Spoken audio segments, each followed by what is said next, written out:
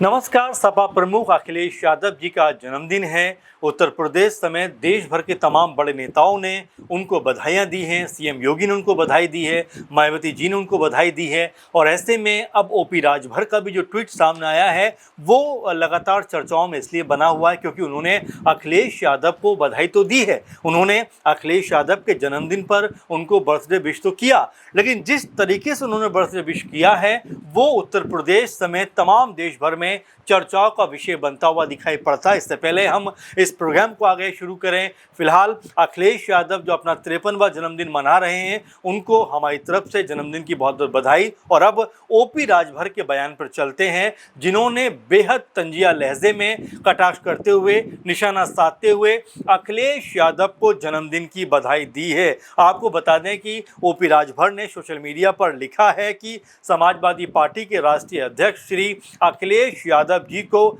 जन्मदिन की हार्दिक शुभकामनाएं। ईश्वर से आपके उत्तम स्वास्थ्य और दीर्घायु की कामना करता हूं। बहुत सोचा कि आपको उपहार में क्या दूं। आप ठहरे बड़े घर के बड़े बेटे, पिता जी पूर्व सीएम और रक्षा मंत्री रहे, आप खुद पूर्व मुख्यमंत्री रहे, आलीशान बंगलों में जीवन गुजार रहे हैं। हम भला क्या दे सकते हैं आपको, मगर उम्र और अनुभव में बड़ा होने के नाते एक बेशकीमती सलाह मैं आपको दे सकता हूं। इस सलाह को ही जन्मदिन पर मेरी तरफ से उपहार मानिए। इसके बाद में ओपी राजभर क्या लिखते हैं वो भी सुनने योग्य है, क्योंकि वो लिखते हैं सलाह यही है कि आप अपनी आलसी और आराम तलबी वाली ज़िंदगी से जितना जल्दी हो सके बाहर आ जाइए। एसी और पीसी वाली राजनीति का जितना जल्दी हो सके त्याग करिए, उतना आपके लिए बेहतर रहेगा। आलस से बाहर निकलकर गांव देहात की पगडंडियों को भी नापिए।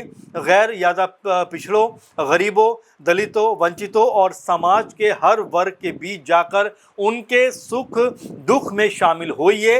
नए उत्तर प्रदेश को देखिए और समझने का प्रयास कीजिए। बस खाली एसी में बैठकर ट्विटर पर खेत किसान भीड़ पगडंडी वाला वीडियो मत देखते रहिए। खेत में जाकर खुद किसानी भी करिए, यानी किसानों के दर्द को भी समझिए। इस तरह की बात जो है ओपी राजभर ने अपने ट्विटर हैंडल पे लिखी है। उन्होंने साथ ही कहा है, हाँ ये भी हो सकता है कि शुरू में मेन पगडंडियों पर चलते चलते आपका पैर मुचक जाए, कांटा धंस जाए, ऊपर से घाम भी लगेगा और पसीने से तर भी हो जाएंगे, लेकिन लगातार कोशिश करते रहेंगे तो एक न एक दिन गांव की राजनीति से प्रदेश की राजनीति का असली रास्ता भी समझ जाएंगे। अब जरा देखिए ओपी राजभर ने किस तरीके से अखिलेश यादव को उनके जन्मदिन पर जो बातें कही हैं और जिस अंदाज में कही हैं वो कहीं ना कहीं हलचल हंगामा मचाता हुआ उत्तर प्रदेश और सोशल मीडिया पे इस समय दिखाई पड़ता है। कई लोग ये कहते हुए नजर आते हैं कि अगर ओपी राजभर को जो है जन्मदिन की बधाई ही देनी थी तो आखिर इस तरह के शब्दों को इस्तेमाल करने का क्या मतलब है, उनको जो है आलसी और आराम तलबी बताने की क्या ज़रूरत है। इस मौके पर तो कम से कम एक बेहतर और संतुलित भाषा का प्रयोग ओपी राजभर को करना चाहिए था, लेकिन जिस तरीके से वो उनके ऊपर कटाक्ष करते हुए कहते हैं कि एसी और पीसी से बाहर निकलिए, जबकि खुद ओपी राजभर ट्विटर का जो ये पोस्ट कर रहे होंगे ये सोशल मीडिया पर कंप्यूटर के ज़रिए ही कर रहे होंगे, लैपटॉप के ज़रिए ही कर रहे होंगे, लेकिन दूसरों को हिदायत दे रहे हैं कि आप कंप्यूटर का इस्तेमाल मत करिए।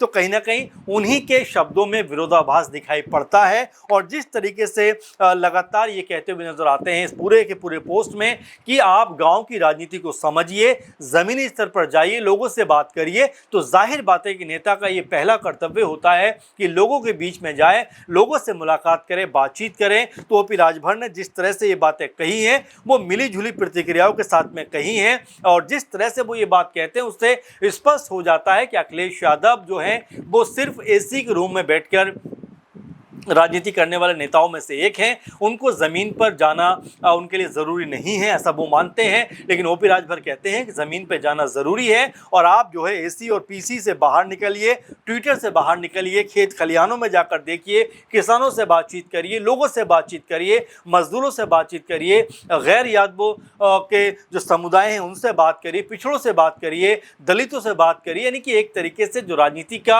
आपने पैरामीटर सेट कर रखा है कि एम बाई कॉम्युनिस्ट डिटर्मिनेशन के साथ में आप राजनीति करेंगे, उससे बाहर निकलने का प्रयास कीजिए। इस तरह की बात को ओपी राजभर यहाँ पर कहते हुए दिखाई पड़ रहे हैं। लेकिन ओपी राजभर ये भूल जाते हैं कि राजनीति में जिस मकाम पर अखिलेश यादव हैं, वहां पर पहुंचने के लिए अभी ओपी राजभर को बहुत ज़्यादा लंबा सफ़र तय करना, और जैसा वो कहते भी हैं कि उम्र में बड़ा होने के नाते मैं आपको सिर्फ यही कहूँगा कि एसी और पीसी की जो राजनीति है उसको छोड़कर बाहर निकलिए। तो ऐसे में अब ओपी राजभर के ऊपर भी सवाल उठते हैं, जो ये कहते हुए लगातार नजर आते थे कि आधे से ज़्यादा समाजवादी पार्टी जो है वो बीजेपी में जाने को तैयार है, लेकिन अभी तक एक भी नेता ऐसा नहीं है जिसने सपा छोड़कर बीजेपी का, फिलहाल इन दोनों की बात करें तो उन्होंने बीजेपी का जो है दामन थामा हो। तो ऐसे में जब ओपी राजभर इस तरह की बयानबाजी करते हैं तो केशव मौर्य जो उत्तर प्रदेश सरकार में एक मंत्री हैं, उप मुख्यमंत्री हैं,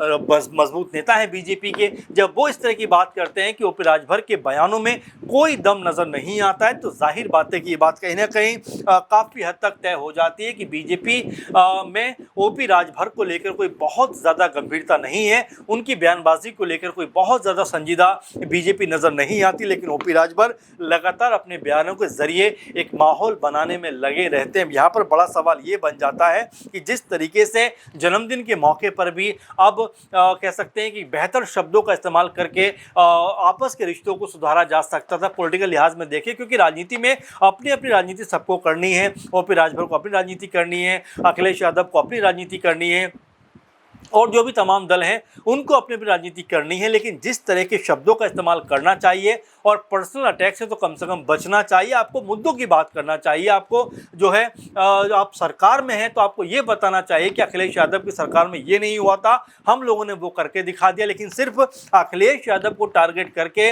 ओपी राजभर जी की राजनीति जो है वो बहुत चरम पर या ऊंचाई पर नहीं पहुंच सकती। और वैसे भी लगातार जिस तरह से वो बयानबाजी कर रहे हैं उसको देखते हुए तो ऐसा लगता है कि वो एक बड़े जानकार हैं, बहुत ज़्यादा समझ रखते हैं, जबकि उनकी खुद की पार्टी को देखें तो 6 में से 4 जो विधायक हैं वो लगभग सपा में जाने को तैयार हैं। और जाहिर बात है कि ये बात उनके बेटे अरुण राजभर ने खुद कही थी। तो ऐसे में अपना दामन में जो भी छींटे हैं वो तो उनको नज़र नहीं आते, लेकिन दूसरों के गिरेबान को पकड़ना, उसमें झांकना, कहीं ना कहीं ताका झांकी करना, ये ओपी राजभर का ऐसे में लगातार देखने को मिल रहा है कि उनका एक तरीके प्रोसेस का हिस्सा बन गया है कि वो सुबह उठते हैं तब अखिलेश यादव पे ट्वीट, शाम को सोते हैं तब अखिलेश यादव पे ट्वीट। और ये इस तरह की राजनीति दिखाई पड़ती है जहां पर आपको अपने पास बताने को कुछ नहीं होता, क्योंकि ओपी राजभर भी योगी सरकार में मंत्री हैं तो उनको बेहतर होता कि ये बताना अब शुरू कर देना चाहिए था कि अगर 3-4 साल वो मंत्री रहे हैं तो मंत्री पद पर रहते हुए उन्होंने क्या कुछ किया है,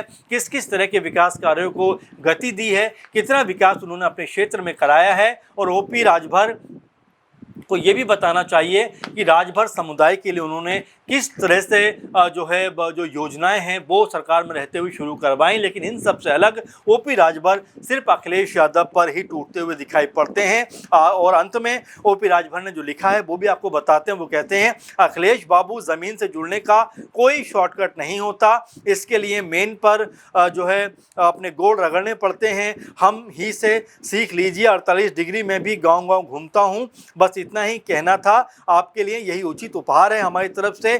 ईश्वर आपको सही मार्ग पर चलने की प्रेरणा दे।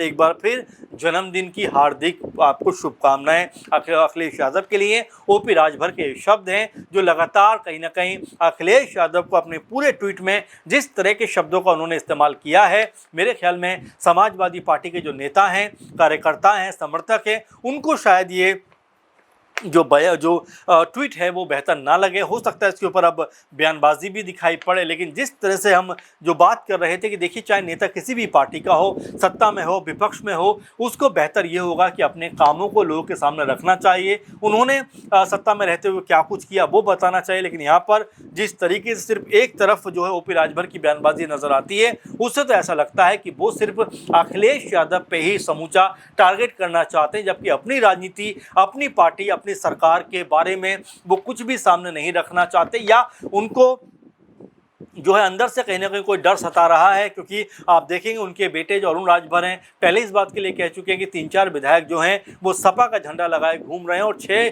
कुल मिलाकर विधायक जो है सुबह सपा के दिखाई पड़ते हैं। तो ऐसे में खुद की पार्टी कमज़ोर होती हुई नजर आती है, टूटती हुई नजर आती है, लेकिन दूसरों के ऊपर इस तरह की बातें करना कहीं ना कहीं ओपी राजभर जैसे नेताओं को शोभा शायद नहीं देता और नहीं भी देना चाहिए, क्योंकि पर्सनल लेवल पे किसी को भी अटैक करना बहुत समझदारी की बात नहीं है। और जाहिर बात है कि जब बीजेपी की तरफ से भी उनके बयान को बहुत ज़्यादा दमदार नहीं बताया गया, तो इससे पता चल जाता है कि भले ही वो अपने आप को बहुत ज़्यादा बड़ा नेता साबित करने का प्रयास करें, लेकिन वो ऊंचाई, वो बुलंदी अभी उनके जो है हाथ से या उनके पास से बहुत दूर है। ऐसे में ओपी राजभर को बेहतर ये होगा कि अपनी राजनीति पे ध्यान देना चाहिए, ताकि आने वाले चुनाव में उनकी पार्टी मजबूती के साथ में चुनाव लड़े और अधिक से अधिक सीटें जीती हुई दिखाई पड़े। बेहतर ये होगा कि अपने ऊपर ध्यान दें, क्योंकि हर बात के ऊपर जिस तरह अखिलेश यादव को बीच में लेकर आते हैं, ऐसा लगता है कि वो समाजवादी पार्टी का प्रमोशन फ्री फोकट में करना चाहते हैं और यही लगातार उनके जो बयान है उससे दिखाई पड़ता है। तो इन तमाम चीज़ों को लेकर आप कैसे देखते हैं, क्या सोचते हैं, कमेंट ज़रूर करिए। फिलहाल के प्रोग्राम में बस इतना ही, आपसे फिर मुलाकात होगी। नमस्कार।